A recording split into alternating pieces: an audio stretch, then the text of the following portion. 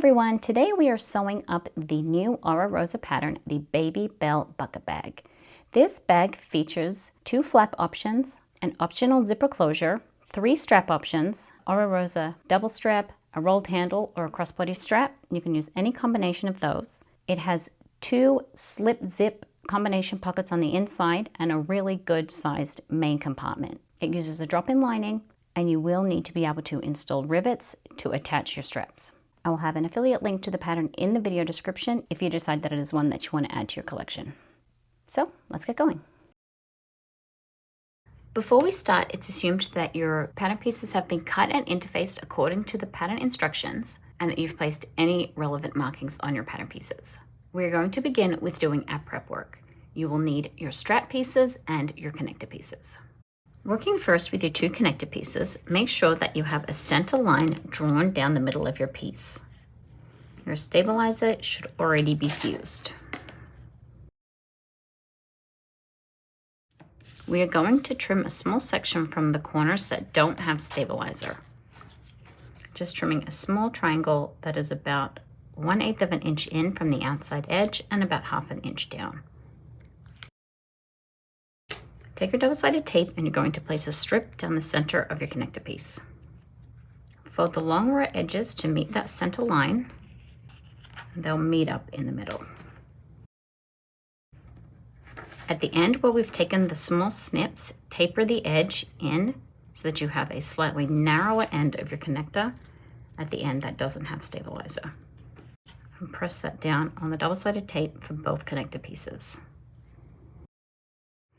Beginning and ending at these tapered ends, we are going to top stitch around both connector pieces at 1/8 of an inch. I'll be using a top stitching stitch length.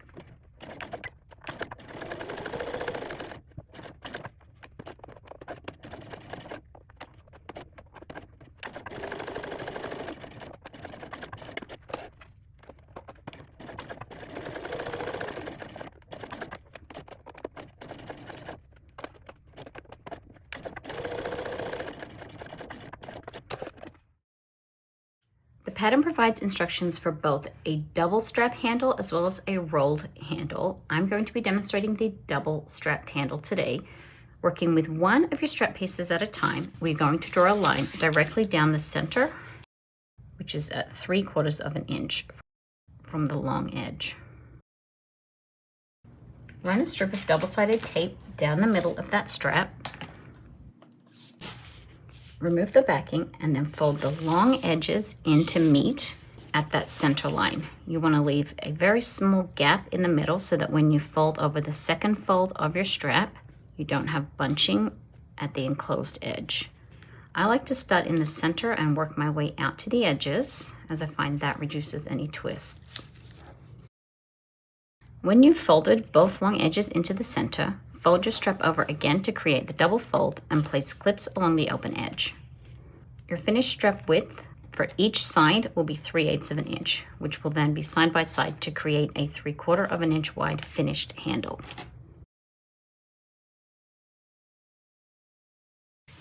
Repeat those steps for your second strap piece. Now that you have 2 completed strap pieces, we can sew along one edge of the strap. We are going to be sewing only along the open edge. I'm going to be back stitching within the very end of my strap, pivoting and sewing along the open end using my walking foot, removing the clips as I go, using an increased tension because I have thicker layers that I'm working with, using a longer top stitching stitch length, and I will check my stitches shortly after I start sewing to make sure that I am happy with my tension, and if need be, I will increase that tension to make sure that I am getting even stitches. If you have trouble starting your stitches on the skinny strap, using a scrap of material at the beginning can help get you going.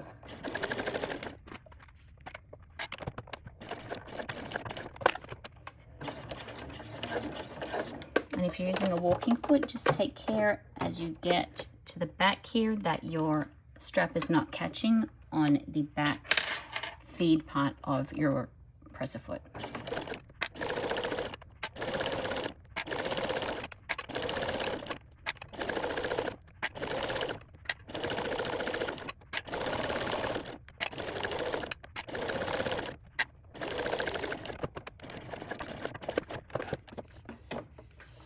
Repeat for the second strap.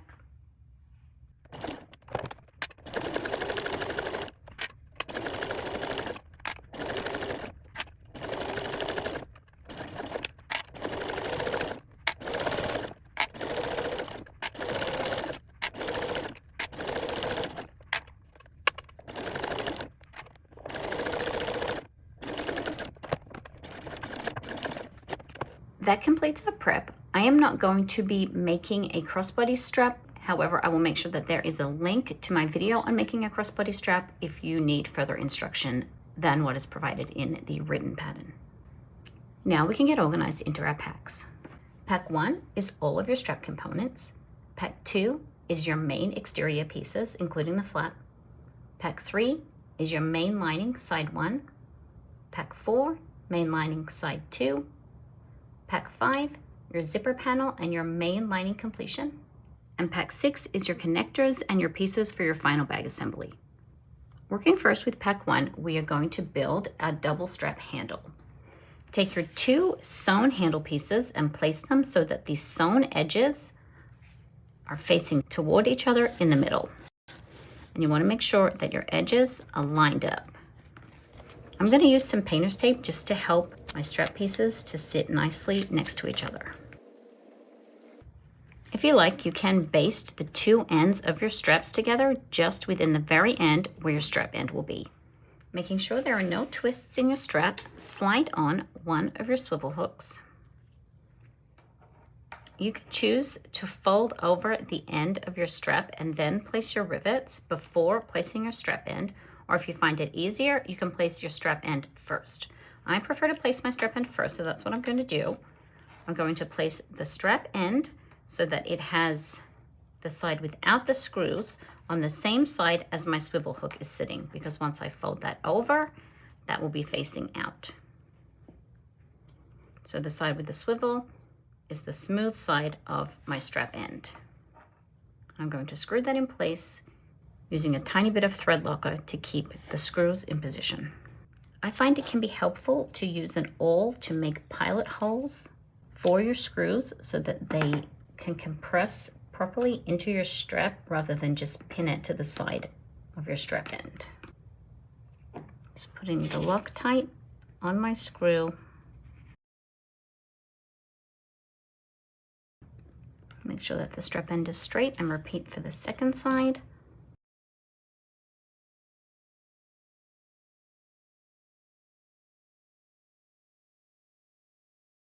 Go to the other end, slide my swivel on with the back part facing the same side of the strap. If the end of your strap is not straight, you can trim that down to make sure that it is nice and flat so that it sits flat inside the end of your strap end. Repeat those steps.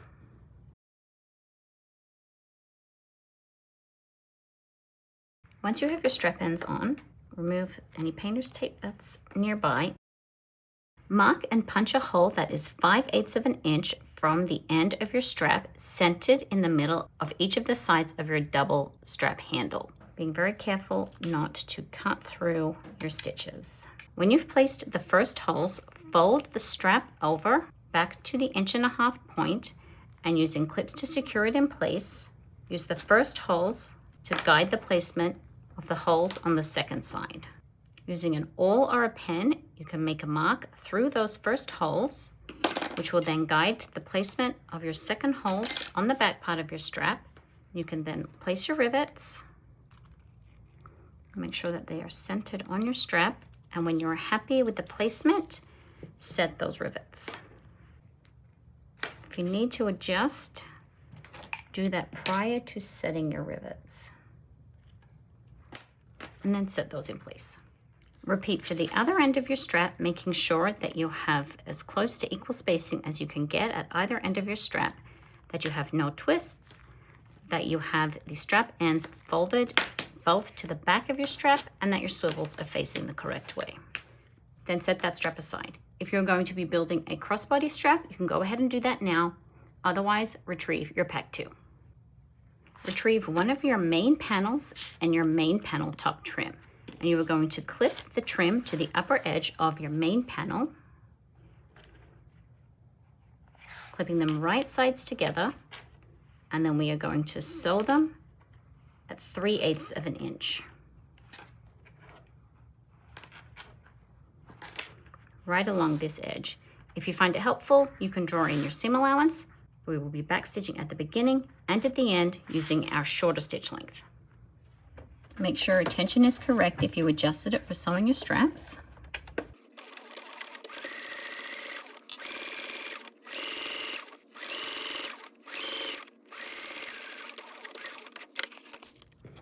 Trim your threads and trim back the seam allowance from the top exterior trim piece only, leaving the seam allowance for the main lower part of your exterior intact.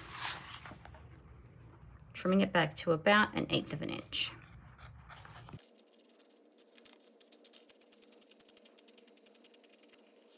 Take your double-sided tape and run it along the very upper edge of the exterior main panel within that seam allowance. Remove the backing. Then press the top trim up away from the exterior. Increase that folded edge. We're now going to top stitch along the edge of the upper trim on the upper trim side of that joint using our longer top stitching stitch length. Sewing at 1/8 of an inch. I'm not going to be back stitching in the side seam because we will be trimming some of the bulk away, so I'm just going to back stitch in the line of my top stitching, keeping it within the 3/8 of an inch seam allowance that we will use at the side.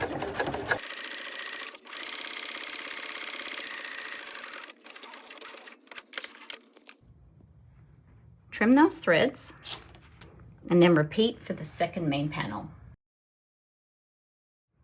If you're going to be using a turn lock, you will place the part that will be attached to the main panel now. Set one of your panels aside, holding on to the panel that will be the front of your bag. Turn your main panel over and then turn it upside down so that the top is facing towards you. We're going to find the center based on the edge of our seam allowance from when we attached the top panel. You want a point that is centered on your main panel, 2 inches up from the edge of that seam allowance. Using the washer for your particular hardware, mark where you need to place holes to install the stud portion of your turn lock. When you've marked the placement for the prongs, cut those holes however you prefer. I like to use a seam ripper, using a very controlled motion. If you're using material that will fray, you can apply fray check. If you're having trouble getting it through, I find sometimes it's helpful to poke it through from the wrong side, just to make sure that those holes are cut all the way through and that they're tall enough.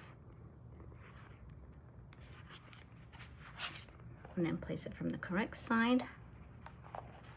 Make sure that it is straight. Place your washer. You can add an extra bit of stabilizer if you like, depending on what you've used for your exterior, and then protect the interior of your bag and those prongs by covering the prongs and the washer with some duct tape or whatever your preferred type of tape is. Set that aside and retrieve your flap exterior and flap lining pieces. Place them right sides together and clip around the outside edge.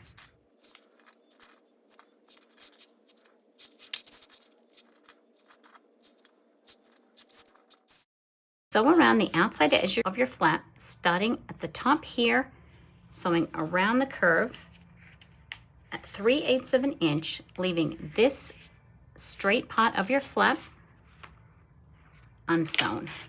We will be using a shorter stitch length.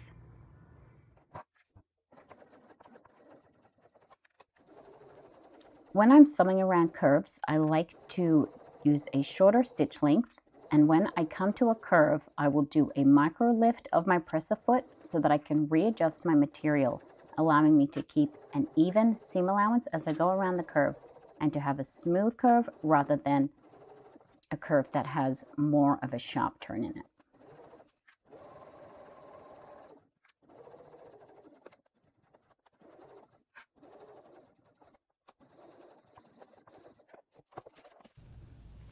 Use pinking shears to trim back the seam allowance, cutting through both the exterior and the lining, trimming it back to around 1/8 of an inch. Then turn your flap right sides out through the opening at the straight end.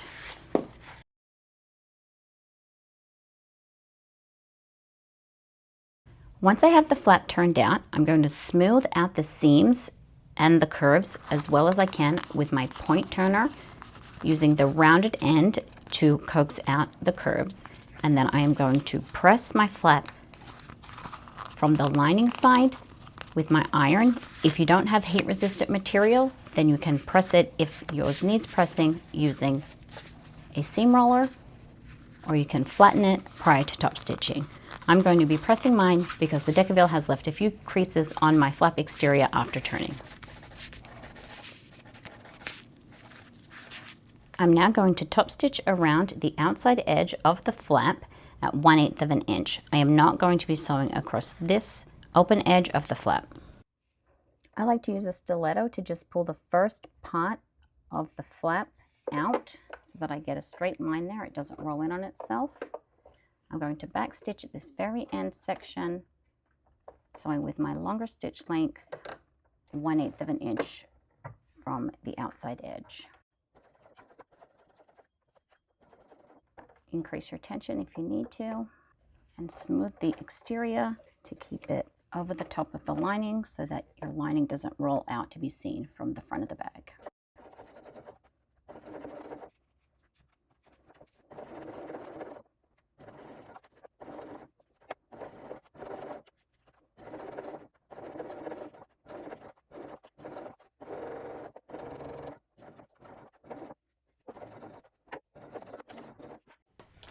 When you've top stitched your flap, trim your threads, and we then need to install our turn lock. Remove the screws to separate the backing so that we can mark our hole for the turn lock and the screw placement. Mark your placement by centering the backing of your turn lock in the middle of your flap on the lining side, just above the line of top stitching. Make sure that it is straight. I like to use the largest setting on my hole punch to punch out the center to get me started so that I can then trim around the rest of that shape. Remembering that the line that I have drawn is inside of that oval and I need to snip outside of the oval in order to have the edges of my fabric not be visible inside the turn lock. We're snipping through all of the layers.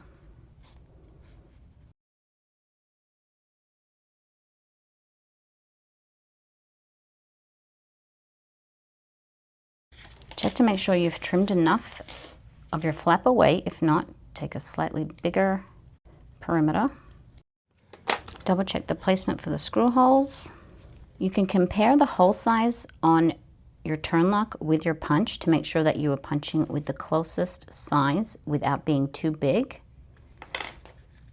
It's better to start small and have to go bigger.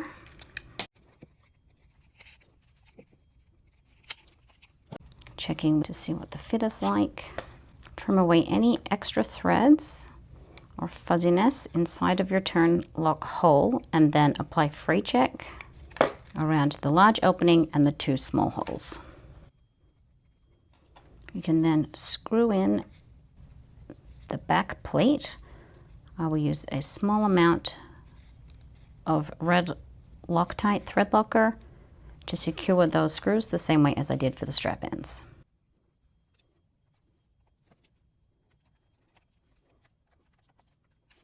We now need to attach the flap to the exterior back of the bag. Take your double-sided tape and run a strip along the straight edge of your flap on the exterior side. Take your exterior back panel, that's the one that doesn't have the other side of your turn lock, and turn it upside down,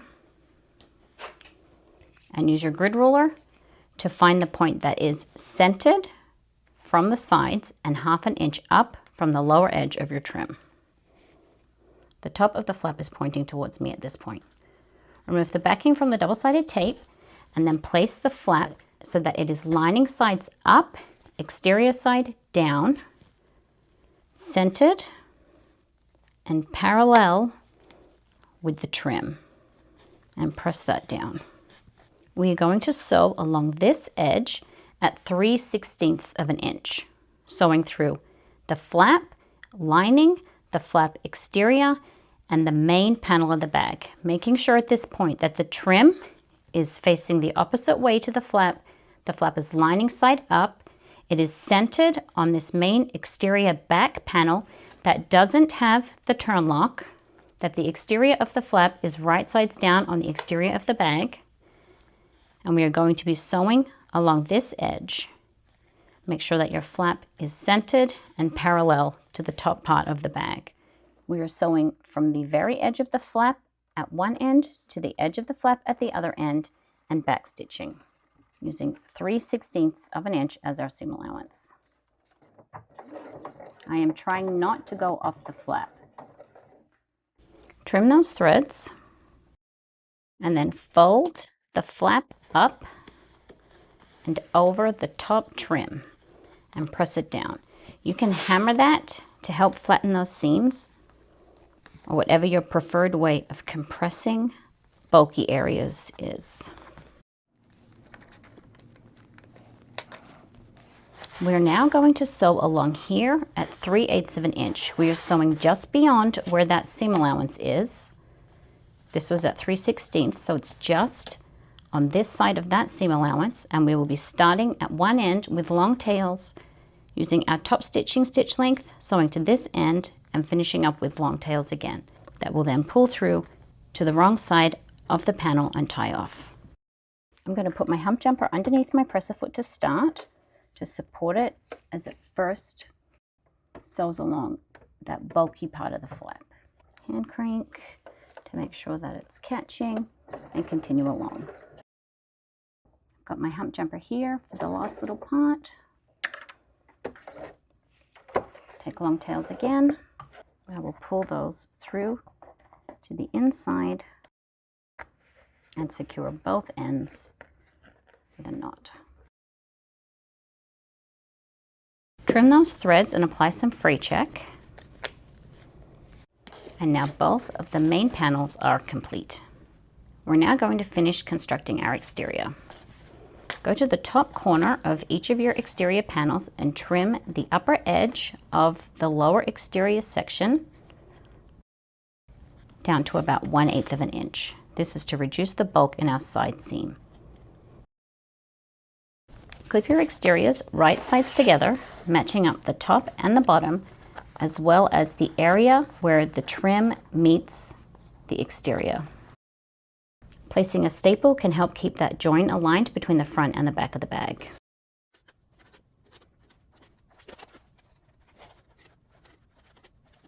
I also like to place a clip at the top of the panel, just inside of that side seam and at the bottom, to reduce any shifting while I'm sewing.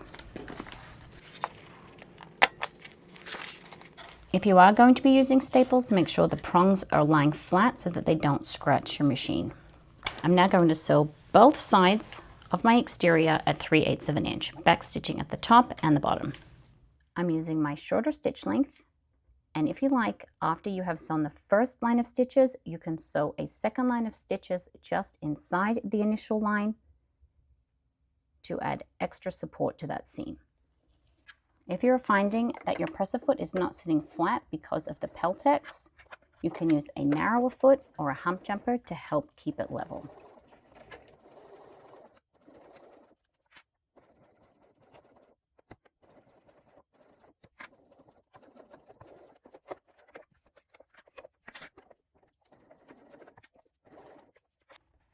When I'm using my hump jumper in situations like this where I want it to sew next to a bulky area, placing it in front of my presser foot, making sure it is clear of where the needle is going to hit, means that the presser foot will push the hump jumper along as it goes so that I don't have to keep repositioning it. I just make sure that I am guiding it if necessary, but it's essentially hands-free. And it keeps pushing it along so that it stays nice and flat the whole way up that seam.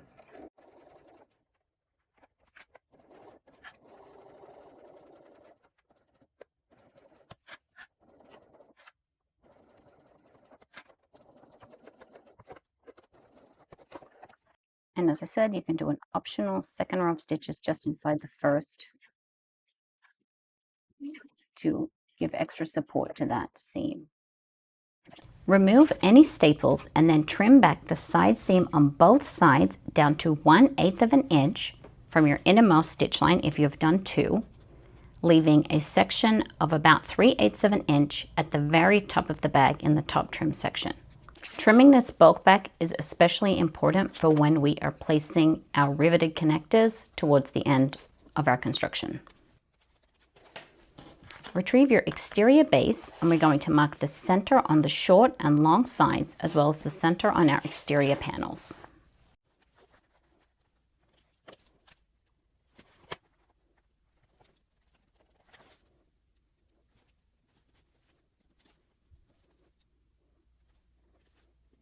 We now need to attach the base to the exterior.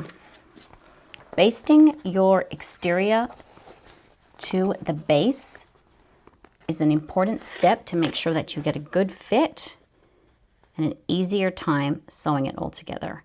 You can baste that with staples or you can use hand sewing to baste it. I'm going to do a combination method.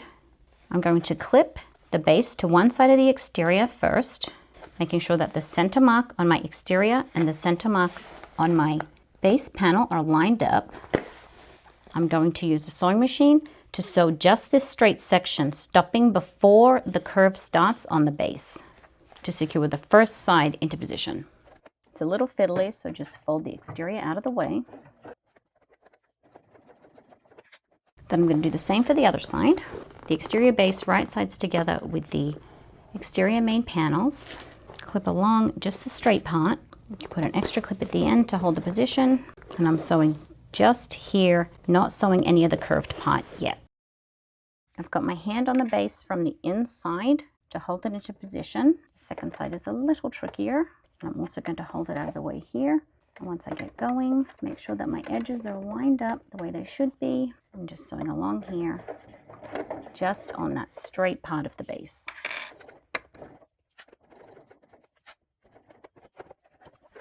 Now that you've got the straight parts basted in place securely, you can clip, staple based or hand based the curved sides of your exterior base to your exterior main panels in preparation to sew them at the full seam allowance.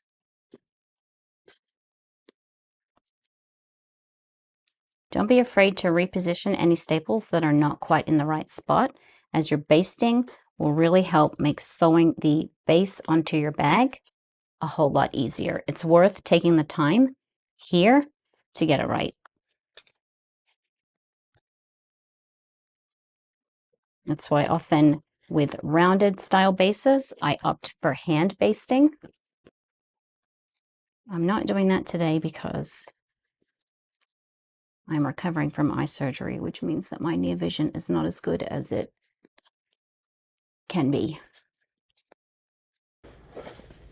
When you're happy with your basting, check that all of your prongs are flattened down properly. And we're then going to sew the base at 3/8 of an inch. I'm going to be using my narrower foot so that I can sew inside the curve here. You can determine on your machine what is the easiest way for you to secure that base in place. You may find it easier to sew your base in sections. Essentially, the exterior on this bag is a very wide gusset around this oval section. So you can sew the straight sides at the full seam allowance and then go back and sew the curves if you find that to be the easier way for you to sew your bags. And if on your first go around you can't get the full 3/8 of an inch seam allowance, do the best you can and then go around it again. If you're finding you're struggling at some points, just backstitch, take it off your machine and reposition and do another section. It doesn't matter if you go around it in half a dozen different sections. It's about knowing the limits of your machine, working within those. If you have a cylinder arm, this may be a breeze for you. But for those of you who are sewing on a domestic like I am, sometimes we have to do things a little differently. You may also need to sew some parts from the side of the exterior rather than the side of the base. There's a fair bit of stabilizer in here, and with vinyl as well. You have to press it a bit to get it to do what you want. I'm going to baste this first to get it to stay in position, so it just doesn't want to. This is the kind of section that I find hand sewing to baste it by doing a whip stitch over the edge can be really helpful, so it doesn't slide away. I think that is what I'm going to do. Because I was having such a hard time getting this base sewn in place with just the staples, I'm going to hand baste it. I've got a thicker thread. It is a Tex 40 equivalent, and I've doubled it up. And I'm just going to do a whip stitch over the edge, coming in 1/8 of an inch.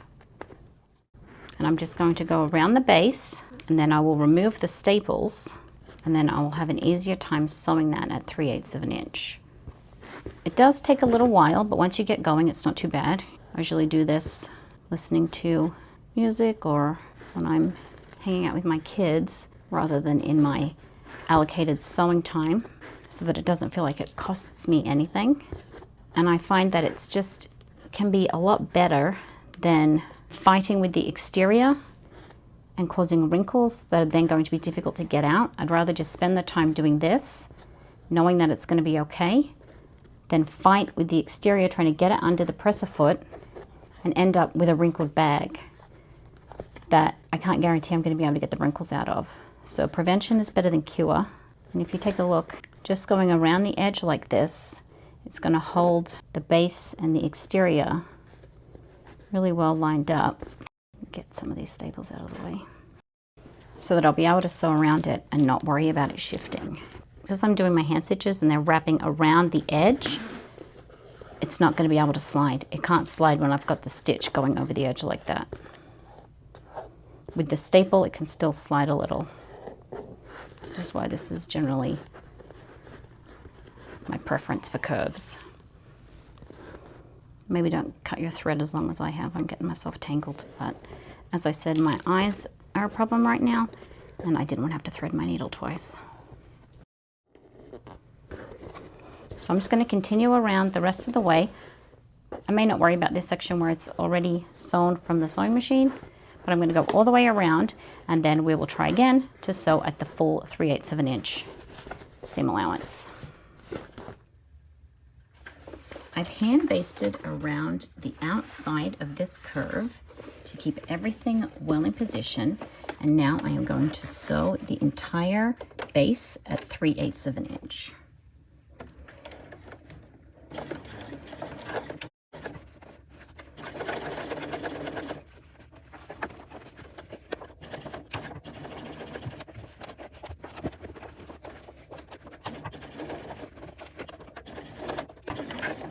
If I see my stitches veer off the seam allowance, I'm just going to back stitch and straighten them up.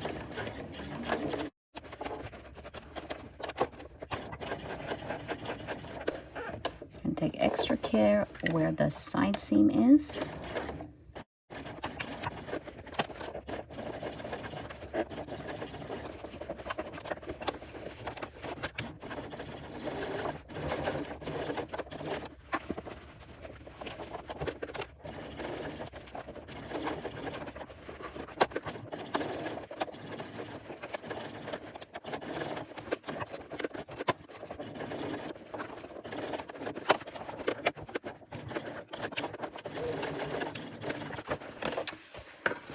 Check any sections where the seam allowance may not be exact and go back over those.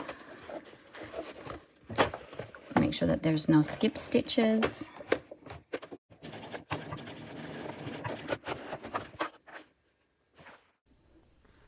Trim that seam allowance back to 1/8 of an inch.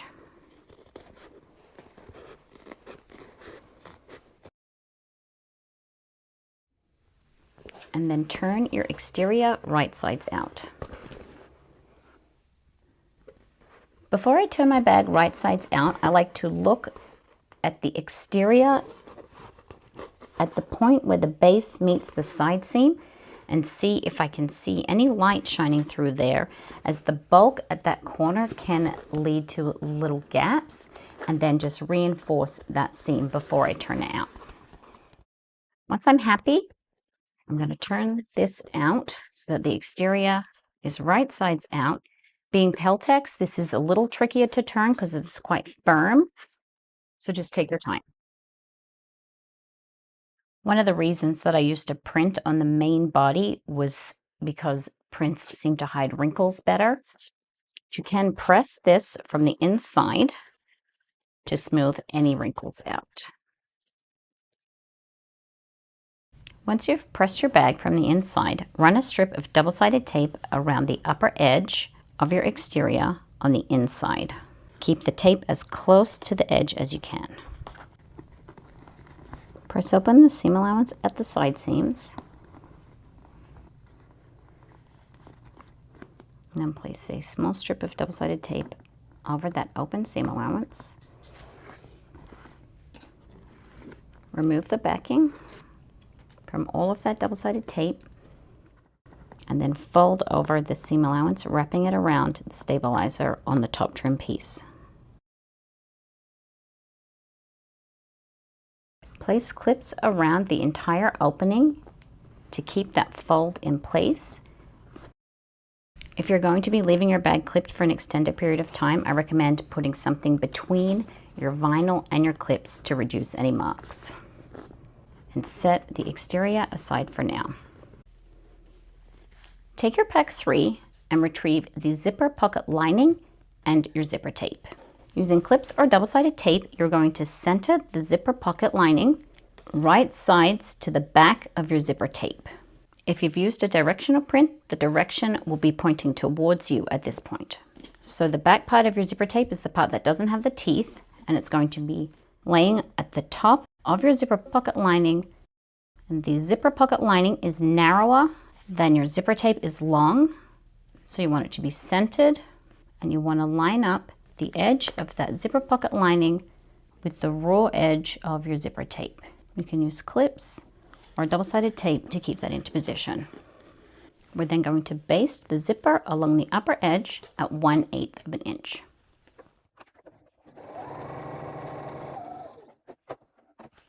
Take your zipper pocket front, and we are going to attach it to this end of the zipper. This is going to be the lower part of the zipper on our finished pocket. So if you have a directional print, you want to have the direction at the top at this point, and you will face it this way, and when construction is finished, it will flip over to be facing the right way up. So when it's right sides down, the direction is this way. Again, using clips or double-sided tape, we're going to line up the raw edge of that zipper with the upper edge of our lining pocket front panel.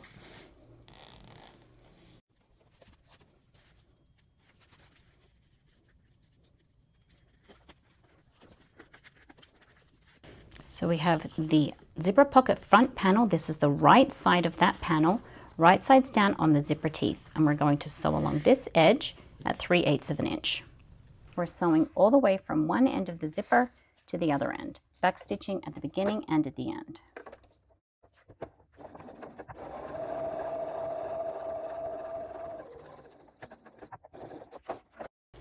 Press the zipper pocket front away from the zipper teeth, and then fold the zipper pocket lining away from the zipper also, so that it is wrong sides together with the zipper pocket front. With that smoothed in place, you can put a clip at this lower edge to help it stay in position.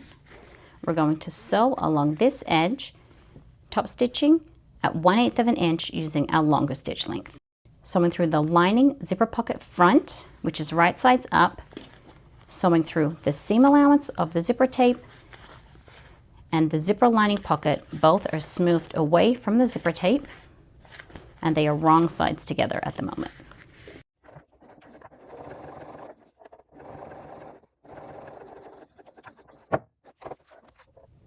Trimming your threads as you go, you're now going to fold the lower part of the zipper pocket lining up to the top of that zipper tape, and then using double-sided tape or clips, line up the raw edges, doing your best to keep it straight at the sides here.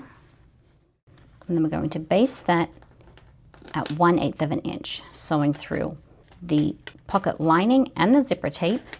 The zipper tape is wrong sides down on the unsewn short edge of that pocket lining.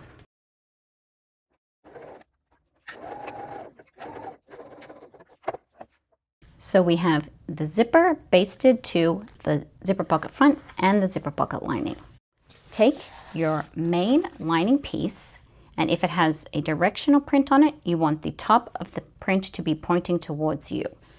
Then using clips or double-sided tape, we are going to place this zipper pocket piece right sides down on the right side of our main lining piece, lining up the edges, and then we are going to sew along this upper edge at 3/8 of an inch.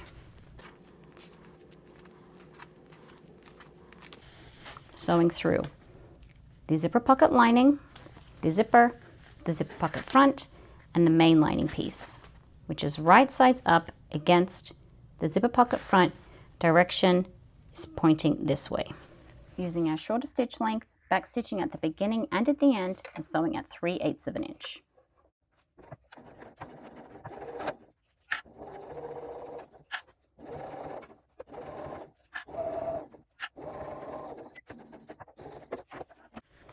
Fold the main lining piece up and away from the lower lining pocket front and crease the fold next to the zipper. Then wrap that lining around the upper edge of the zipper so that the zipper tape tucks up nicely into the fold, and smooth that down with your seam roller or an iron. Make sure that the zipper tape and the seam allowance are not rolling up inside of that fold. I like to place a clip at the side to hold everything in place. You can clip along the upper edge to keep it wrapped around that zipper tape. And we're going to sew 2 rows of top stitching. We're going to sew 1 row that is 1/8 of an inch from this lower edge of the fold, and we're going to sew another row that is 1/8 of an inch from this upper fold. You can do that as 2 separate lines of stitches, or you can pivot at the end and come back down the other side. Both of those rows will be sewn at a 1/8 of an inch seam allowance with our longer stitch length. I'm going to backstitch in the very edge within the seam allowance and then pivot, just sew across the top.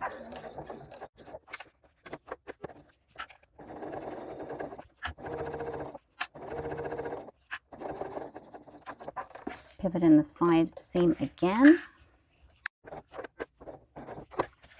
Make sure my needle is positioned correctly, and then sew down this side.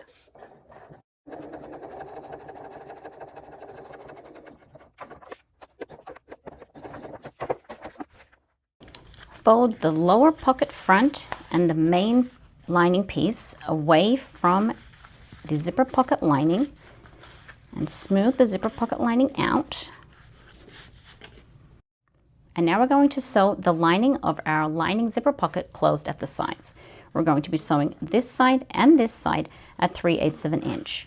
I find it's easier to start my stitches at the bottom because of this seam allowance here of the zipper.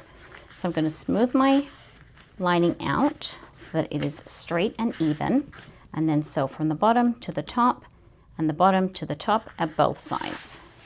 And then we'll trim back that seam allowance.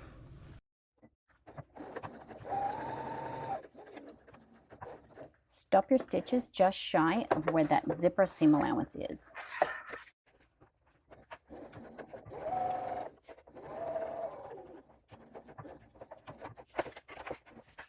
Trim the seam allowance back to 1/8 of an inch, making sure that you're not cutting into your actual zipper tape.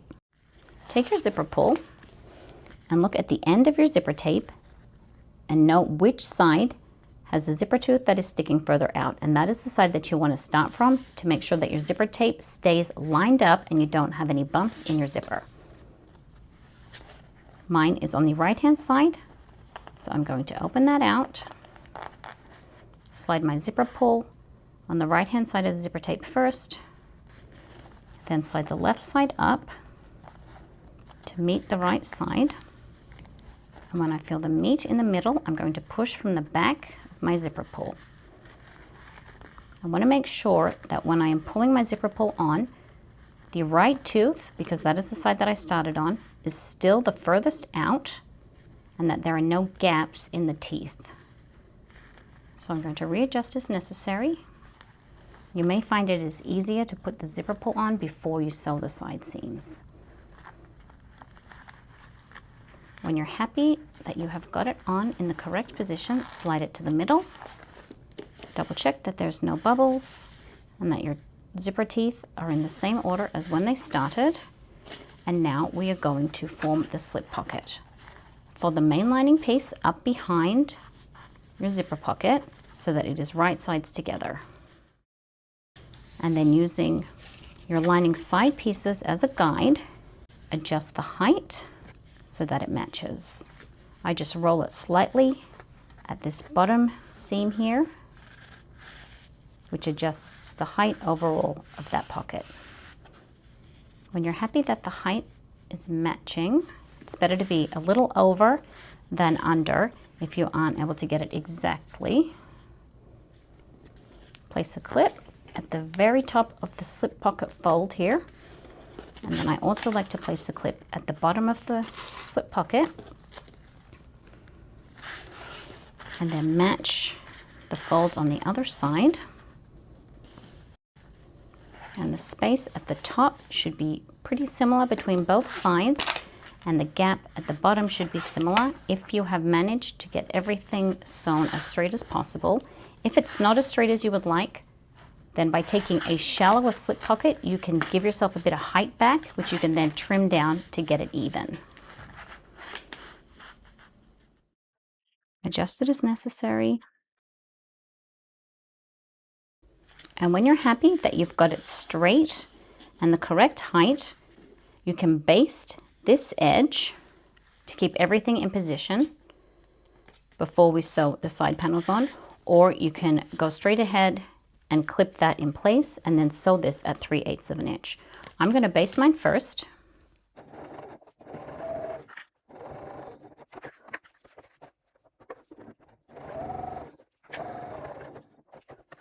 Double check that your pull is on, and then place a lining side panel right sides down on your zipper slip pocket combo and clip it along this outside edge.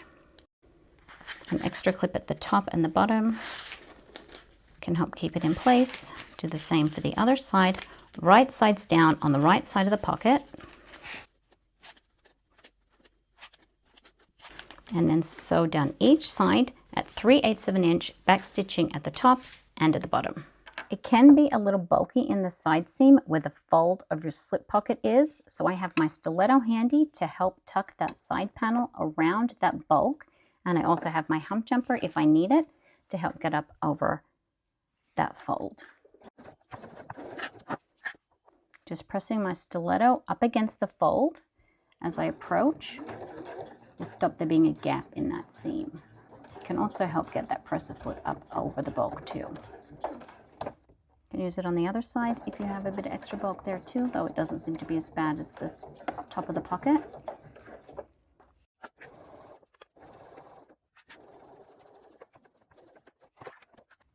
Do the same for the other side. This side I am sewing from the bottom up. It's just the way I prefer to sew, taking the same precautions with those bulky parts.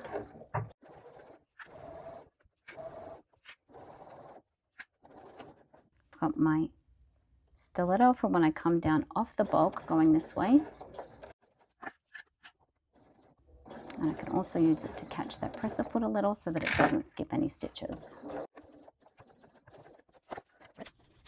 Trim back the seam allowance of just the lining side panel to 1/8 of an inch and trim your threads.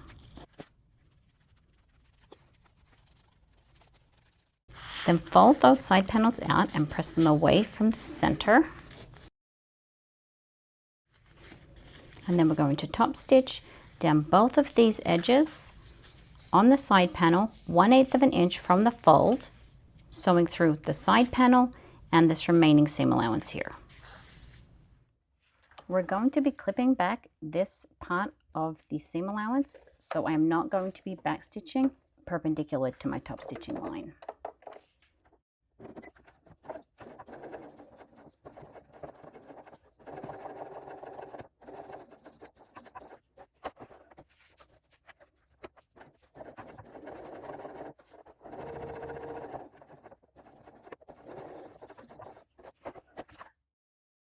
Trim your threads and trim the top and bottom corners within that seam allowance where the lining side panels and the center panels are joined. That first main lining pocket is complete, so retrieve your pack 4 and you'll repeat the same steps as you did for pack 3. Set those 2 lining panels aside and we are now going to work on our zipper panel. If you are not going to be including the zipper panel in your bag, you can skip through this section. Retrieve your pack 5 and working first with the 4 zipper panel pieces, that is 2 exterior pieces and 2 lining pieces, position them so that they are mirrored. Your zipper panel will be built like this. Keeping the pieces mirrored, we're going to draw a line at the lower edge of each of these pieces, that is 3/4 of an inch up from the short edge. Take your double-sided tape and run a strip at the short raw edge of each of those 4 panels. Take this moment to double check that your pieces are mirrored. Remove the backing and then fold the short edge up to meet the line that we just drew.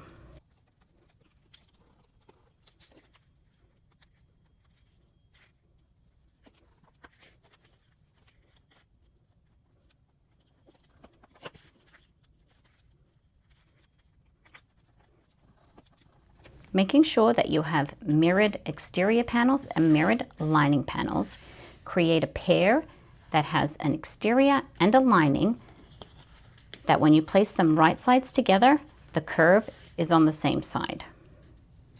The folds will be at the same end also. Clip along the edge that is not folded over. Sew along these clipped ends at 3/8 of an inch, backstitching at the beginning and at the end.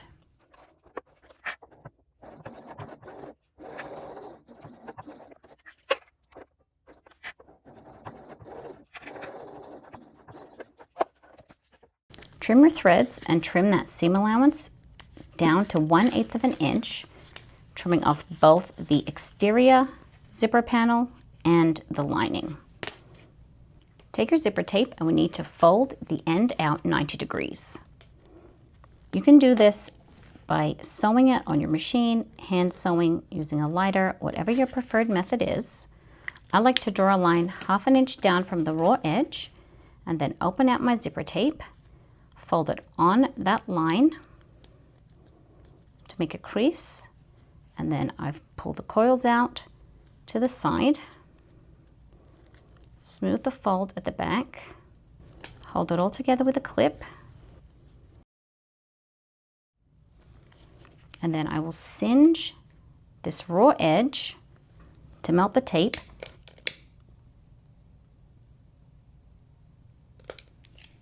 And then I use pliers to press it down onto the back of the zipper. The melted zipper tape acts like a glue to hold that fold in position. Repeat on the other side, doing your best to get the folds to line up.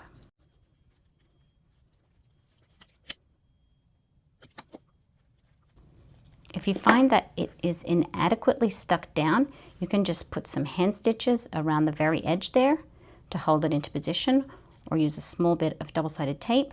I tend to just leave my clips there so that it doesn't come loose until I'm ready to sew the seam down that side. Check that it matches up. You can take the curve deeper if you prefer. And I'm also going to mark the other end of my zipper tape, putting a small snip on the side that has the furthest out tooth so that when I am putting my zipper pull on later, I know which side to start on to make sure that my tape remains lined up.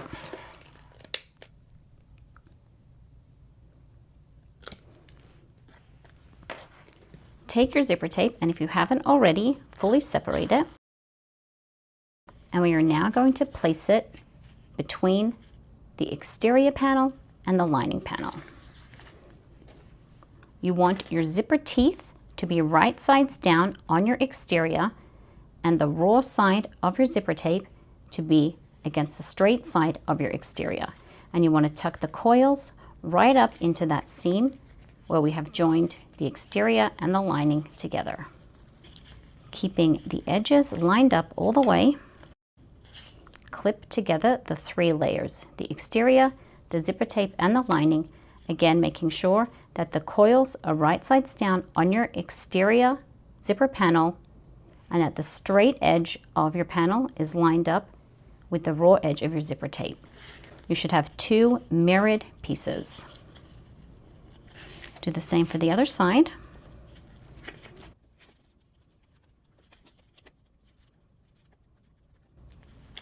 Double check that they are mirrored.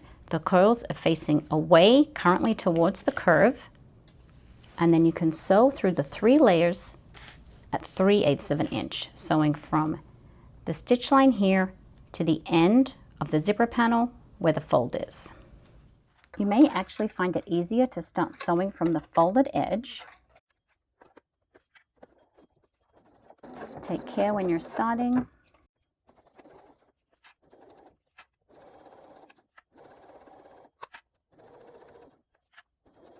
And as you come up to those zipper teeth where they are folded out, take it nice and slowly.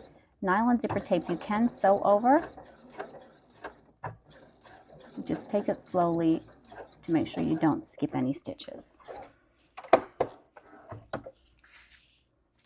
Do the same thing for the other panel.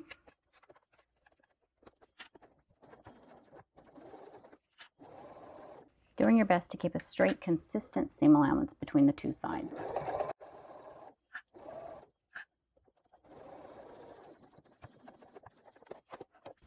Trim your exterior panel only down the side that is right sides together with your zipper tape. Being careful not to trim your zipper tape itself. Trimming it back to 1/8 of an inch. We are also going to trim this inside corner on the lining side.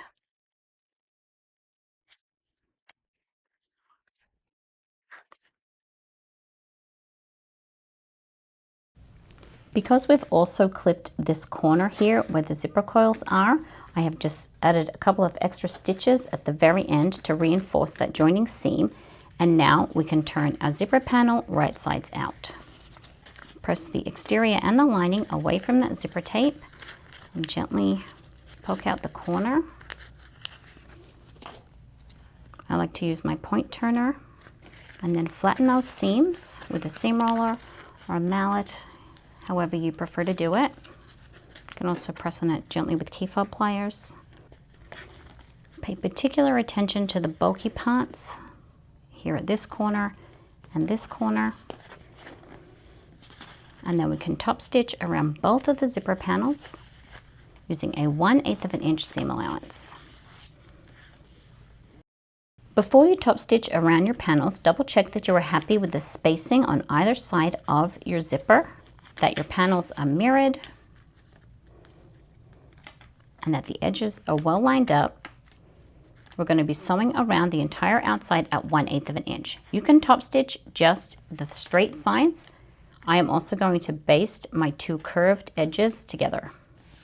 Starting in an inconspicuous area on the curve so I can back stitch. And when I come up to this bulky part where the coils are, just take it nice and slowly. Manually reposition my needle as necessary. I'm also going to put my hump jumper underneath. And before I go any further, make sure that it hasn't skipped the corner stitch.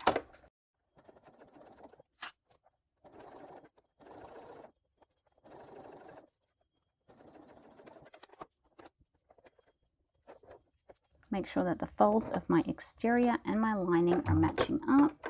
This is another bulky part at the other corner. Again, making sure that I'm not skipping the stitch. Extra support from my hump jumper. Stiletto to keep things lined up.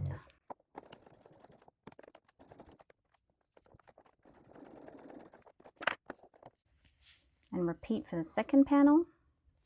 Take your 2 completed zipper panels, your 2 completed lining panels, and your 2 lining top trim pieces, and create 2 mirrored sets. You will have a turned zipper facing towards the middle, curve facing towards the trim, tails facing to the outside. Mark the centers of your main lining pieces, your zipper panels, and your trim pieces. If you are not doing the zipper panel, then you just would mark your trim and your main lining piece. Working with one lower lining piece and your zipper panel, clip the lining around the curve of the raw edge of that panel. Repeat for the second lining piece, and then baste along the outside edge of the zipper panel at 1/8 of an inch, basting the panel to the main lining. Follow the curve of the zipper panel.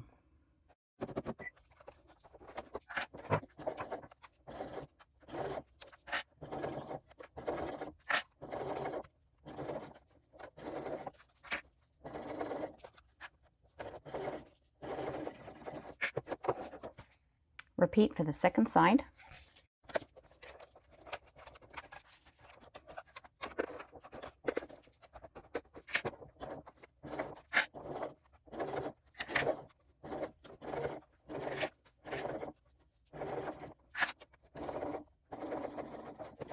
Clip your zipper tails out of the way, just folding the tape back onto itself. And then clip your top trim right sides together with your main lining piece. If you have the zipper panel, it will be right sides together with the zipper panel. If you don't have the zipper panel, it will be just straight down on the lining.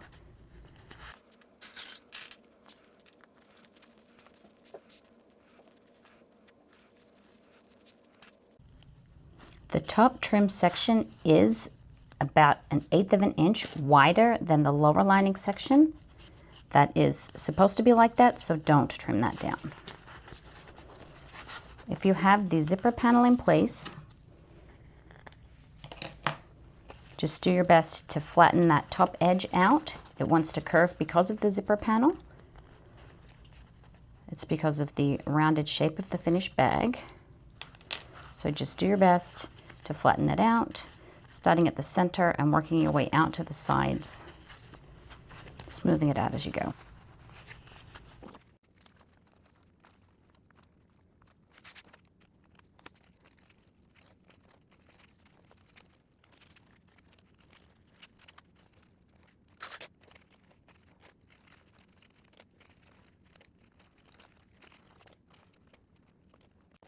Sew the upper section of the lining to the lower section of the lining at 3/8 of an inch, taking care when you go over the bulk of these folds. Backstitch at the beginning and at the end.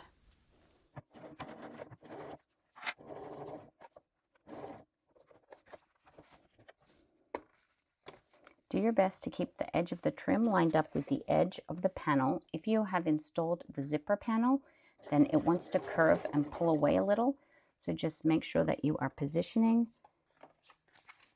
your materials so that you are getting as straight of a line as possible. Because of the curve, you may need to sew in a little bit of an awkward position to get it lined up.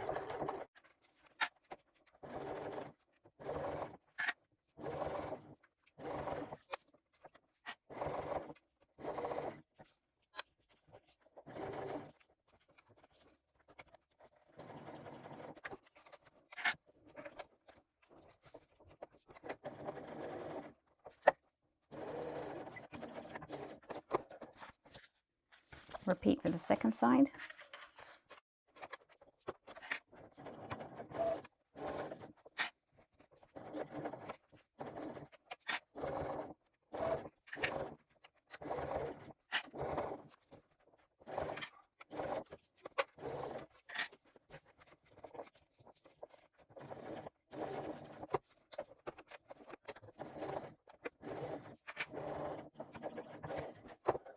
If you've installed the zipper panel, you are sewing kind of in a curve here, even though it will be a flat line on the finished bag. And that's because of the way the finished lining will be shaped. So it's a little bit of a trust the process thing when you're sewing. You feel like you should be sewing in a straight line, but you're actually sewing in a curve, but it'll all work out in the end. Trim back just the lining panel.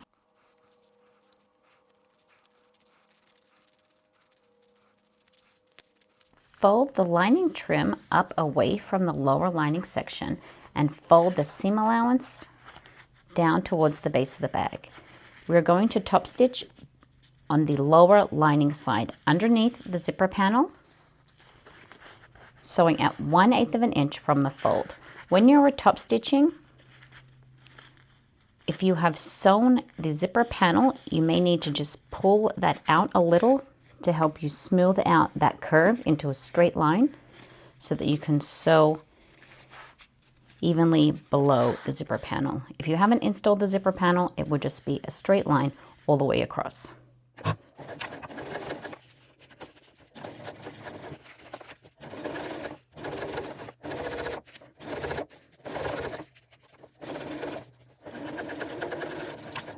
Trim your threads and then repeat those steps for your second lining panel. Retrieve your 2 completed lining panels, your lining base, and some clips. Place the lining panels right sides together and clip along the outside edge. The trim piece overhangs the lower part of the lining. The exact amount will vary based on the seam allowance at the side pocket here, but anywhere from 1/4 of an inch down is fine. When we're sewing the side seam, we're going to grade in from the wider top section that matches the width of our exterior to our narrower lining so that the lining will fit snugly inside the exterior of the bag. You can draw in the change in the seam allowance as you go from the upper to the lower sections, or you can just gauge it as you sew. I'm matching up the side and the edge of my trim section.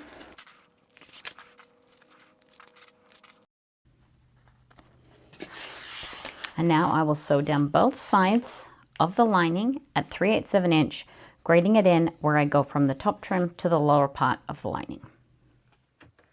Back stitch at the beginning and then again at the bottom.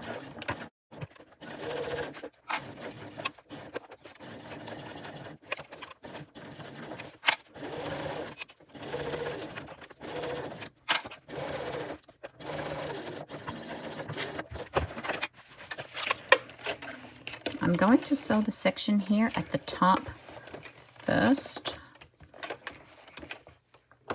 to keep it in position because I want to sew from the bottom, but I don't want it to slide. So I'm just going to sew the section where the top trim is first, and then I will sew the lower part.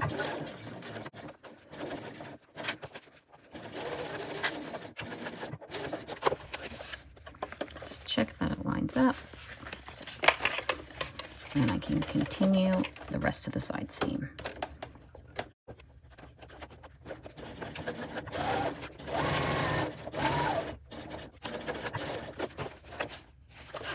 Just straightening up where my seam went a little crooked.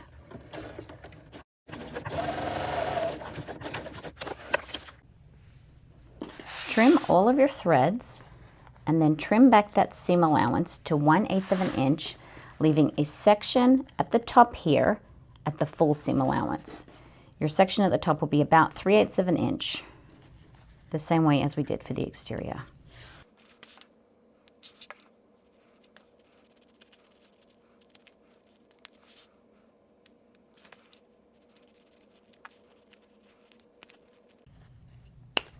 If you're worried about your stitches here coming unraveled, you can add a couple of extra reinforcing stitches just over the very ends of those stitch lines.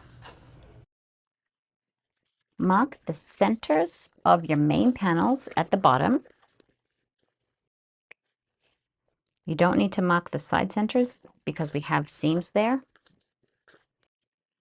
And also mark the centers on the long and short sides of your bottom piece. Clip the lining base to the main lining piece, matching up the center marks and clipping all the way around. The lining base is easier to install because the material for your lining is thinner than your exterior and it's not stabilized. So you may not need to baste it, but if you are having trouble getting everything lined up, you certainly can baste the main lining to the base. Clip all the way around, just working the lining into the base. If you like, you can put small snips at the lower edge of your main lining panels to help ease that around, or you can just work the excess in as you go. If you are going to place small snips around the edge, keep them well within the seam allowance, which will be sewn at 3/8 of an inch. So I'm just clipping a little greater than 1/8 of an inch and not snipping where any of your stitch lines are.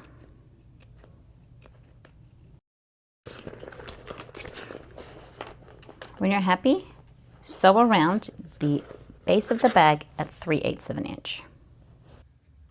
I'm going to start in the straight section, and I'm just going to sew at 1/8 of an inch with my regular zipper foot to begin with. I'm going to see how far I can get, and then when I am happy that all of my layers are positioned well, I will switch to my narrower zipper foot and sew at the full 3/8 of an inch.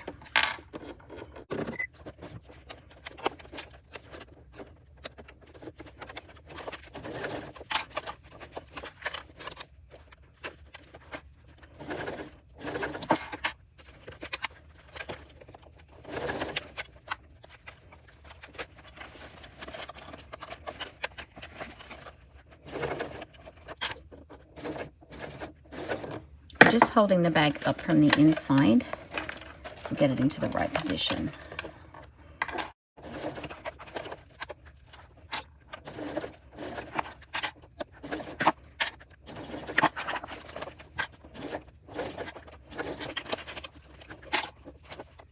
Just going to grab my pliers.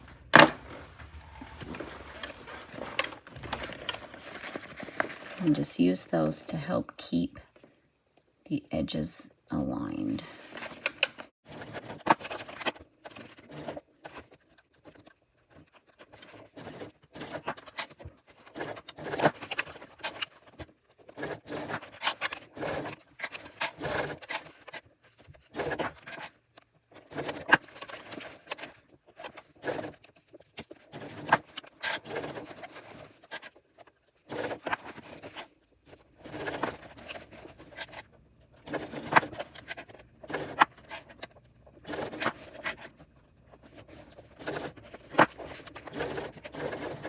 With that row of basting stitches all the way around, I can now sew at the full 3/8 of an inch seam allowance, and my clips won't be in the way, and I'll just be able to go all the way around.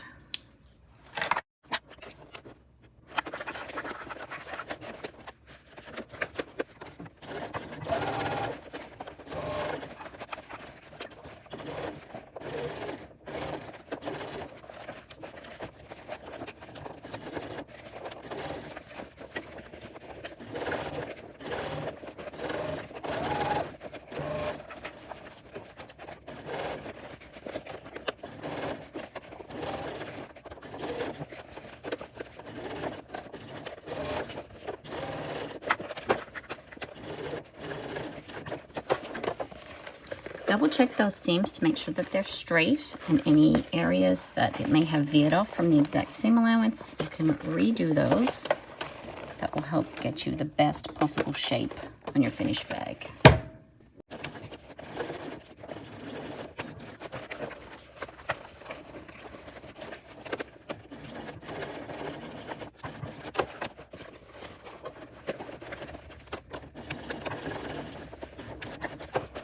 I like to check the areas where it's a little bulkier in particular to make sure that the seam allowance is even. Trim all of your thread tails and then trim back your seam allowance around the bottom of the lining to 1/8 of an inch. I am going to be cutting off my basting line of stitches. Take your double-sided tape and run a strip around the entire upper edge of your bag lining, just as we did for the exterior.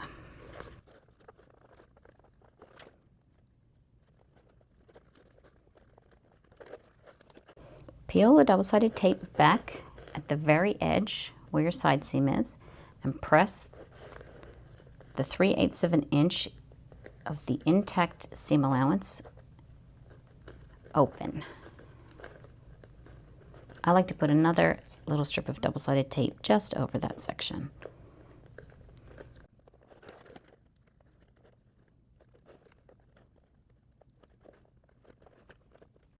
Peel the rest of the double-sided tape off. Then fold the upper edge down, wrapping it around the stabilizer piece. And stick it down using that double-sided tape.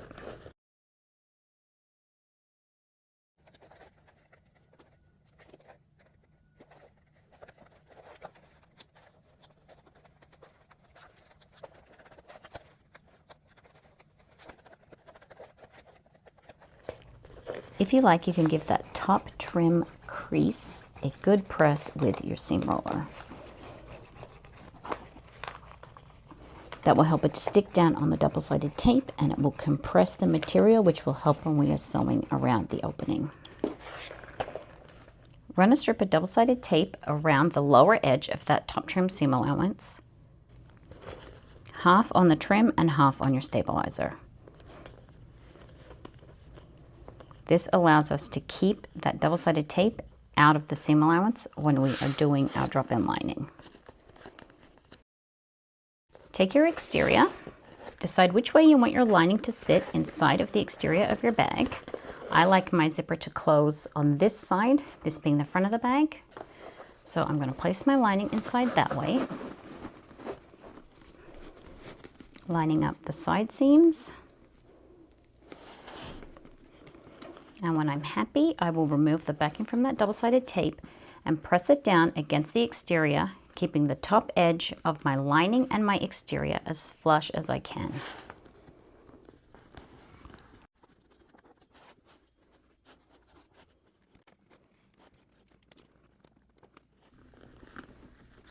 Sticking that down the best that I can all the way around.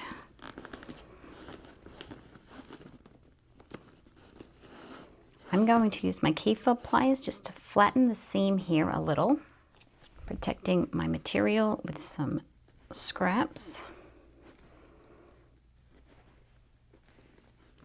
And then I will sew around the entire opening using a 1/8 of an inch seam allowance. Some machines you will find it easier to sew this way, others you will find it easier to sew this way. Sometimes I do part of the way around one way and then I switch. It really depends on the individual project and your individual machine. So I like to start in the back here, see how I'm going, and then if I need to, I can change. Before you actually start sewing your bag, I recommend experimenting with a couple of different positions on your sewing machine to see what will work best for getting your bag underneath. I'm going to start with the bed off my machine, and I'm going to first just sew the back section and see how I go. I'm a little bit concerned about how my turn lock is going to catch, so I'm just going to start where the flap is with the long tails, using a longer stitch length, seam allowance of 1/8 of an inch, keeping these top edges as well lined up as I can. And if I have to stop and reposition partway through, I'm just going to take long tails at that point and reposition. I've got the same thread in my top and bottom, in my bobbin and my top thread. So if I need to flip and do it the other way, that'll be all right. I've increased my tension, and I'm just going to be taking it nice and slowly.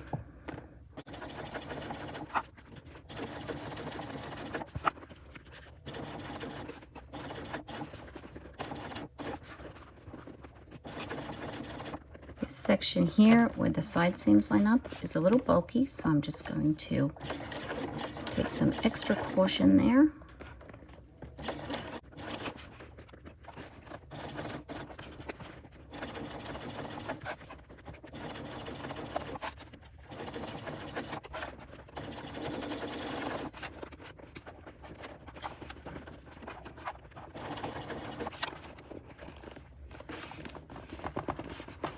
I'm just really doing my best to keep the seams lined up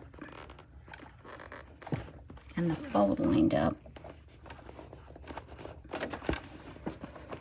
Hopefully that little bit of excess there works its way in as we go.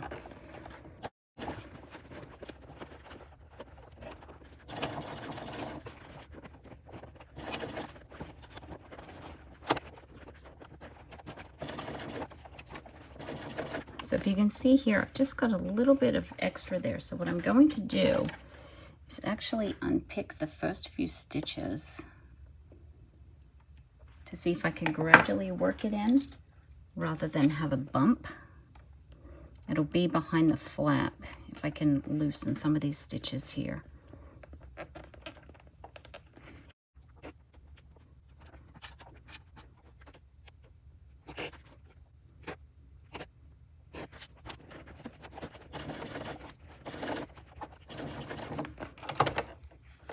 Okay.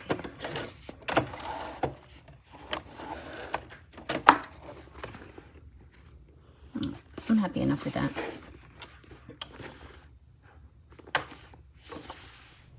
Use the blunt end of a needle to coax those thread tails out between your exterior and your lining. If you can't pull them through, then you can use a needle to feed them through. Sometimes if the threads overlap, it's a little trickier to get them to just neatly pull up.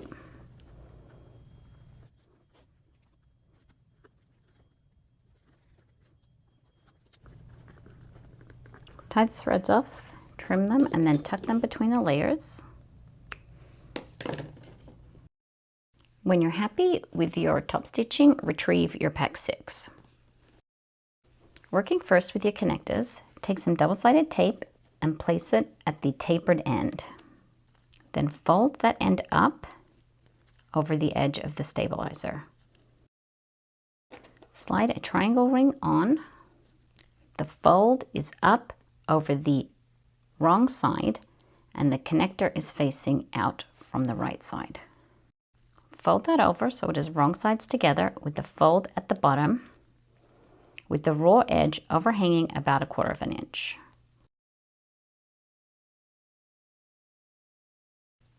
We now need to mark and punch our rivet holes. We are going to be punching a hole that is 1/4 inch up from the fold and 1/4 inch in from the outside edge on the left and on the right, and then another in the same vertical line, but 1/2 inch further up.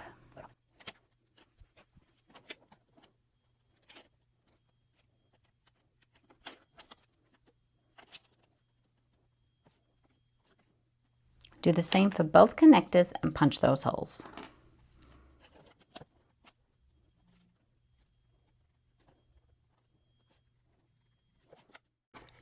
You're punching through all the layers of the connector.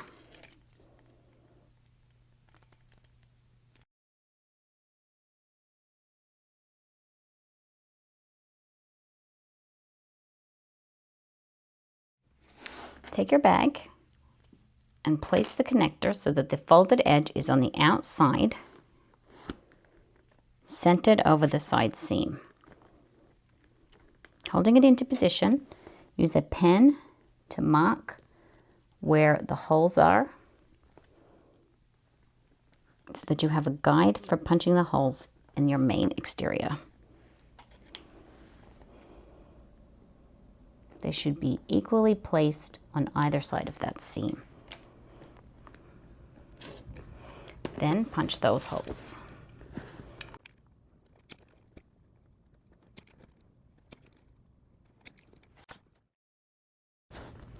Take your extra long rivets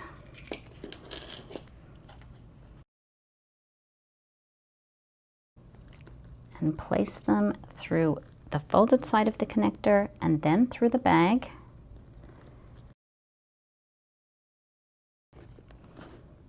And then wrap the other side of your connector piece around and press it over the posts. The raw side of the connector is on the inside of the bag. Make any adjustments necessary. When you've got all 4 posts through, place your caps and then set your rivets. When you have those rivets set, repeat for the other side. Once you have those connectors in place, if you've used a zipper, you can slide that pull on, making sure that you're keeping your teeth aligned the same way the zipper was before we separated it. So I'm going to start on the side that I marked and make sure that that remains the starting side of the zipper once my pull is on. Slide it all the way up. And then I will install my end cap. Tuck that tail in. Grab your handle. And you're all finished. There is your completed Baby Belle bucket bag with optional flap with turn lock closure, optional zipper closure, 3 options for your strap, 2 zipper pockets and 2 lining pockets on the inside. Lots of opportunity for creative expression here. And this is a really good size bag. Hope that helps. Thanks everyone.